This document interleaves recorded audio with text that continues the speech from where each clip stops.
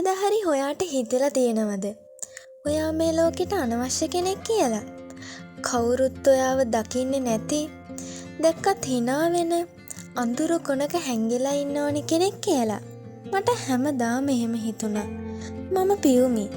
මගේ නමේ තේරුම මලක් වුණාට මම කවදාවත් ලස්සනට පිපුණු මලක් වුණේ නැහැ. ඉස්කෝලේ යන එක මට හැමදාම වදයක් වුණා. පන්තියේ හැමෝම මට කිව්වේ කළු පියුමි කියලා. සමහරු මන් දිහා බලලා මූණ ඇඹුල් කරගත්තා. මට කතා කරන්න එකම එක යාළුවෙක්වත් හිටියේ නැහැ. මම හැමදාම පන්තියේ අන්තිම පේලියේ කොනක තනියම වාඩි වෙලා හිටියේ. පන්තියේ ඉන්න අනිත් අයට මාව පේන්නේ නැති වෙන්න. ඒත් මගේ ඇස් දෙක නතර වුණු එක තැනක් තිබුණා. ඔව්, ඒ පියල්. එයා පන්තියේ ඉන්න ලස්සනම කොල්ලා. එයා hina වෙනකොට මුළු පන්තියම එළිය වෙනවා වගේ මට දැනුණා. ඒත් පියල් කවදාවත් මන් දිහා බැලුවේ නැහැ. එයාගේ අතේ එල්ලිලා හිටියේ ෂෙහාරා. ෂෙහාරා හරිම ලස්සනයි. එයා ඉස්සරහා මම හරියට අඟුරු කෑල්ලක් වගේ. පියල් ෂෙහාරට ආදරෙන් කතා කරනවා බලන් ඉන්නකොට මගේ හිත ඇතුලෙන් මටම කියාගත්තා. පියුමි, හීන දකින්න එපා. එයා ඔයාට කවදාවත් හිමි වෙන්නේ නැහැ කියලා. මට කාටවත් කියන්න බැරි දේවල් මම මගේ රහස් පොතේ ලියන්න පුරුදු වුණා. පියල්ගේ හිනාව ගැන, එයා දවසක් මන් දිහා බලලා කරපු පුංචි හිනාව ගැන මම ඒක පිට්ටු ගණන් ලියලා තිබුණා. දවසක් ඒ හිතුවක්කාර පොත මගේ බෑග් එකෙන් බිමට වැටුණා. පන්තියේ කොල්ලෝ එක අවුලගත්තේ මම දුවලා යනකොට. අඩෝ මේ බලපං, මේ කළු කෙල්ල අපේ පියල්ට ලව් කරනවා. මුළු පන්තියම එකපාරටම hina වෙන්න ගත්තා. මට හිතුණා පොළව පලාගෙන යන්න ඇත්නම් කියලා. පියල් මගේ ඉස්සරහට ආවා.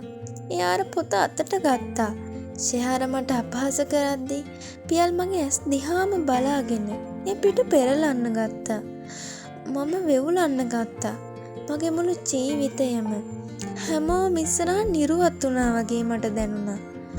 පියල්, ඔයා දැන් මොකද්ද කරන්නේ? ඔයත් මට hina වෙයිද? මගේ ආදරයට පයින් ගහයිද? දැන් හැමෝම දන්නවා මම මෙච්චර කාලයක් හිත ඇතුලේ හිර කරගෙන හිටපු ඒ ලොකුම රහස අද මුළු පන්තියක් ඉස්සරහා නිරුවත් වෙලා. හැමෝම hina වෙනකොට මම පියල් දිහා බැලුවේ හරිම බයෙන්. ඇත්තටම පියල් මට මොනවා කියයිද? මම එයාට ආදරේ කරනවා කියලා දැනගත්තාම එයා මට තවත් අපහාස කරයිද? නැත්තම් ඒ පොතේ ලියලා තිබුණු මගේ අවංක ආදරේ එයාට දැනෙයිද? පන්තියේ ළමයි හෙට ඉඳන් ඉස්කෝලේ යන්න බැරි වෙන විදිහට මට විහිළු කරයිද? පියල්ගේ පෙම්වතිය ෂෙහාරා මට මොනවා කරයිද? එයා මාව පියල්ගෙන් ඈත් කරන්න මොන වගේ දේවල් කරාවිද කියලා හිතනකොටත් මගේ ඇඟ හිරි වැටෙනවා. ඔයාලට මොකද හිතෙන්නේ?